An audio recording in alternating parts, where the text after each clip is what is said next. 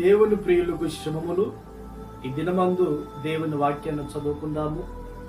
132వ కీర్తన 13వ వాక్య భాగాన్ని మనం చదువుకున్నప్పుడు, యెహోవా సియోనును ఏర్పరచుకొని ఉన్నాడు, తనకు నివాస స్థలముగా దానిని కోరుకుని ఉన్నాడు.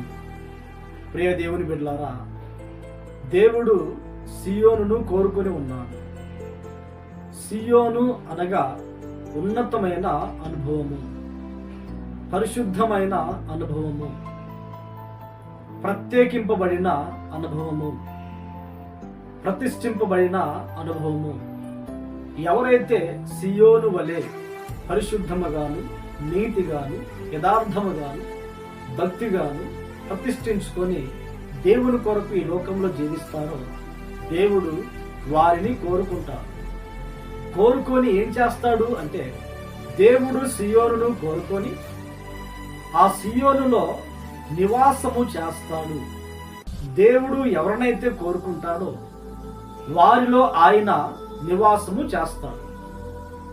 ఆ వ్యక్తి యొక్క ఆత్మీయ జీవితము దీవెనకరముగా ఉన్నట్లుగా, అనేక ఫలములు ఫలించి అనేకులకు మాదిరికరముగా ఆ వ్యక్తిని ఉంచుటకు దేవుడు ఒక వ్యక్తిలో నివాసము చేస్తాడు. పూజనుడైన పౌలు గారు ఏమంటారంటే, నేను క్రీస్తుతో సిలువ వేయబడి ఉన్నాను, ఇక జీవించువాడును నేను కాదు, నా యందు క్రీస్తే జీవించుచున్నాడు. పౌలు గారు ఒకప్పుడు సౌలుగా ఉన్నప్పుడు హానికరుడుగా ఉన్నాడు, దూషకుడుగా, హింసకుడుగా నడిపించబడి ఉన్నాడు. ఎప్పుడైతే యేసు క్రీస్తు ఆ వ్యక్తిని దర్శించి ఉన్నాడో, సౌలుగా ఉన్న ఆ వ్యక్తి పౌలుగా మారి ఉన్నాడు.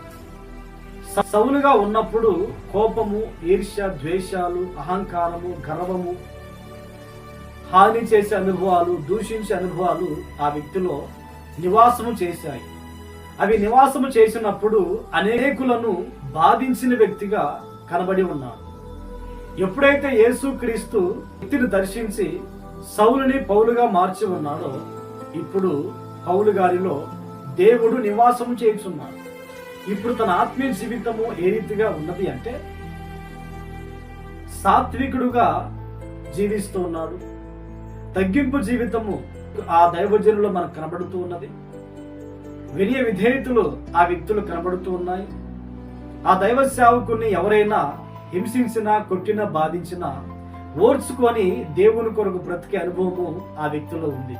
కనుక ఈ మాటలు వింటున్న నీ జీవితంలో దేవుడు నీ యందు నివసించాలని నీవు ఆశపడితే, సియోను అనుభవాలు నీలో ఉండాలి.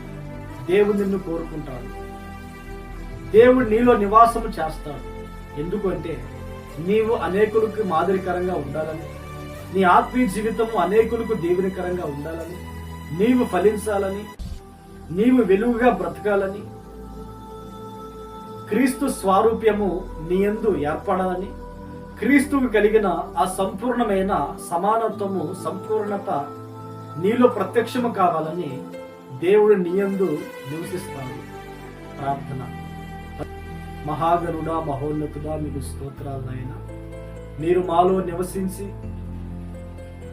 మీరు మాలో ప్రత్యక్షము కావాలని మీరు ఉద్దేశించినందుకు స్తోత్రునైనా, మేమును సియోను కలిగి అనుభవాలు కలిగి నడిపించబడుటకును సహాయం అనుగ్రహించండి.